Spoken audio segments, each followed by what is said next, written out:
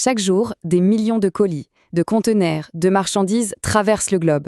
Mais que se passe-t-il si quelque chose tourne mal en cours de route? Tout ça, ça repose sur un ensemble de règles. Des règles essentielles, mais souvent méconnues, les incoterms. C'est eux le véritable arbitre qui décide qui paye quoi et surtout à quel moment précis le risque change de camp. Voilà le scénario catastrophe. Une cargaison de grande valeur, endommagée ou pire, perdue au milieu de l'océan. La question à $1 000 000, qui est responsable? Le vendeur? L'acheteur? C'est précisément pour trancher dans ce genre de situation, qui peut être un vrai désastre, que les incoterms existent. Alors, voici le plan de match. On va d'abord définir ce que sont les incoterms. Ensuite, on décortiquera leurs 3 piliers, risque, coût et responsabilité. On verra comment bien choisir la règle, comment éviter les erreurs qui coûtent cher, et on terminera avec une petite checklist bien pratique. C'est parti! Bon, alors, c'est quoi exactement ce fameux manuel universel qui orchestre les échanges dans le monde entier? Allez, on plonge dans le vif du sujet.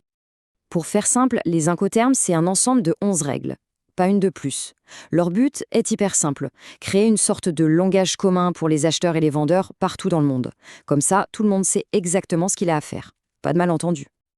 Mais attention, point crucial à bien comprendre, les incoterms ne font pas tout. Ils ont des limites très claires. Leur boulot, c'est de dire qui paie le transport et surtout quand le risque est transféré, point. Mais ils ne remplacent jamais un contrat de vente. Le transfert de propriété, le prix de la marchandise ou la gestion d'un cas de force majeure, tout ça, c'est dans le contrat que ça se passe. En fait, chaque règle incoterm, même si ça peut paraître compliqué, répond en réalité à 3 questions très très simples. Et ces 3 questions, c'est vraiment le cœur du réacteur. Risque, coût et obligation. Pour chaque transaction, l'incoterm qu'on choisit va répondre ultra précisément à ces 3 points, que ce soit pour le vendeur ou pour l'acheteur. Il ne peut y avoir aucune place pour le doute. Et parmi ces 3 piliers, s'il y en a un qui est le plus important, c'est bien le transfert de risque. C'est vraiment le moment T, le point géographique précis où la marchandise n'est plus la responsabilité du vendeur et devient celle de l'acheteur. Connaître ce point, c'est tout simplement vital. Ensuite vient le coût. Une répartition super claire des coûts, ça évite les mauvaises surprises.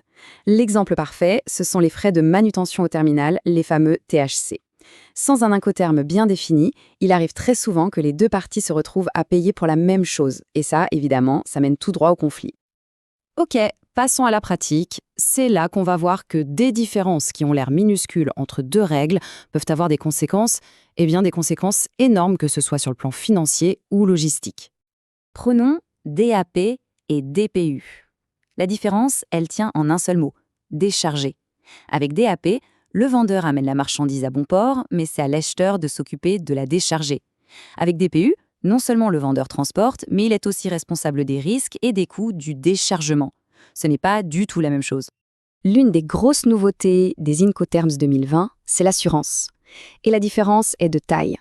Prenons CAF et CIP. Pour le CIP, qui peut être utilisé pour n'importe quel mode de transport, l'assurance demandée est maintenant une couverture tout risque, bien plus complète que la couverture minimale qui est toujours d'actualité pour le CIF, qui lui est purement maritime. C'est un détail qui peut tout changer quand on transporte de la marchandise de valeur. Une des clés pour bien utiliser les Incoterms, c'est de s'assurer que la règle qu'on choisit correspond bien à la réalité sur le terrain, et pas juste à une vieille habitude. Ah, l'erreur la plus fréquente du commerce international. Utiliser la règle FOB pour des marchandises en container. FOB, c'est fait pour le vrac, là où le risque est transféré au moment où la marchandise passe la rambarde du bateau. Mais pour un conteneur qui est scellé à l'usine et déposé dans un terminal, la bonne règle, c'est FCA. Le risque est alors transféré bien plus tôt, au moment où le conteneur est remis au premier transporteur. Et justement, pour régler ce problème, la version 2020 a introduit une nouveauté très maligne pour la règle FCA. Elle permet maintenant aux vendeurs d'obtenir ce fameux document, le connaissement on-board ou mis à bord, même si le transfert de risque a eu lieu bien avant. Et ça, c'est capital parce que c'est souvent ce papier que les banques exigent pour débloquer le paiement, notamment via un crédit documentaire. Bon, pour finir, comment être sûr que tout est en ordre avant de signer quoi que ce soit? Voilà un petit cadre tout simple pour s'assurer que tout est clair. Voici la checklist des dernières vérifications. D'abord, est-ce que la règle, le lieu précis et la version Incoterms 2020 sont bien écrits noir sur blanc dans le contrat? Ensuite, est-ce que chaque responsabilité et chaque coût sont attribués sans la moindre ambiguïté? Et enfin, est-ce que la règle choisie est compatible avec les exigences de la banque pour le paiement? Un tout dernier conseil. Le choix d'un incoterm, ce n'est pas juste une question de qui paye le moins. Il faut aussi se demander qui a le meilleur contrôle sur la logistique et qui a vraiment la capacité de gérer ses obligations. Choisir une règle qu'une des parties ne peut pas réellement appliquer, c'est la recette parfaite pour un désastre. Au final, si on devait tout résumer en un mot, ce serait la diligence. Ce souci du détail, presque méticuleux, que ce soit dans le choix de la bonne règle ou dans la rédaction du contrat, c'est ça qui fait toute la différence. C'est la marque d'un vrai pro du commerce mondial. Alors, la prochaine fois qu'une transaction internationale se profile, la question ne sera plus seulement combien ça va coûter, mais plutôt qui contrôle quoi et où se situe vraiment le risque. Maîtriser ces règles, c'est reprendre le contrôle de la situation. Et ça peut tout changer dans une négociation.